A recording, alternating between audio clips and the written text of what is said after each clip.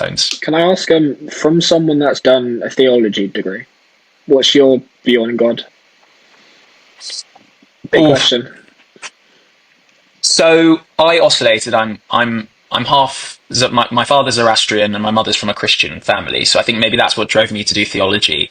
I wasn't brought up particularly religious. I went to church on weekends, but I also had, said my Zoroastrian prayers. But it was more to just a cultural thing to do.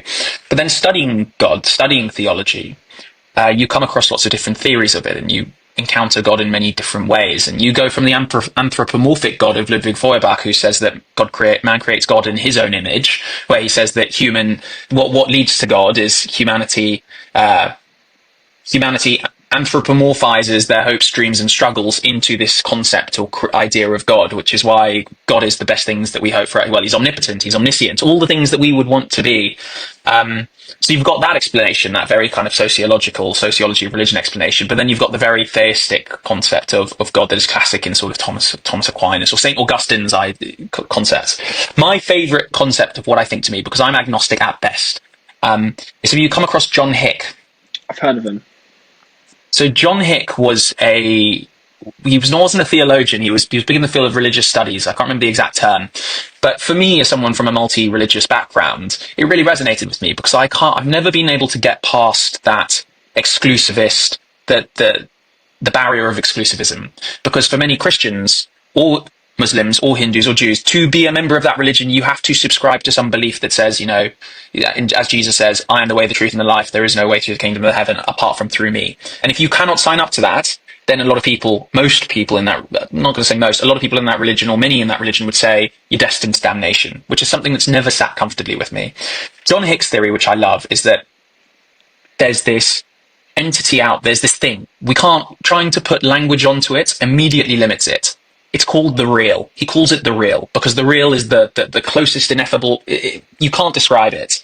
And all humans everywhere have some sort of a pull towards it. Everyone feels it. Everyone senses it, which is why you can look at islands and they will each individually in isolation come up with their own religion. And it's why different societies have ended up with religion. And we're all planets revolving around that sun, the real, every religion. And each planet grasps an element of the truth, but not the whole truth. And then they formulate their religion out of that imperfect, ineffable, indescribable thing that everyone feels, and then collectively create a religion. To me, I think that's absolutely beautiful, that there is something, not just going to say it's God or whatever, maybe it's something within us, but there is something that makes man homo religiosus, that just calls us towards some sort of a search for meaning. And we try, but, we can only do so imperfectly because we're human. That's such an interesting way of putting it. We all have a pull to it. It's, the natural part of human to explore what it means to them, and that's interesting how all these disconnected tribes have individually found their own pull. Yeah, completely. And I think there's a Jain philosophy. Sorry, the Jain parable. I'm like, you called me a jukebox. I think it's the blind men and the elephants, where an elephant comes to a town. There are all these blind men. They've never seen an elephant before, and they all go up and touch a different part of the elephant. And one man says he feels the tusk and says an elephant is sharp and pointy. That's an elephant. And another person feels the tail and says an elephant is like a rope. Another one feels the leg and says that an elephant is like a tree trunk. Now, they were all right, but they're all wrong. They're all grasping one part of the truth and taking it to be the whole truth. And I think that is probably what's more likely when we're looking at, personally speaking, that's more likely when we're looking at religion, or when we're looking at concepts such as eternal values, or what is the right way, those types of questions that you're never going to get an answer to.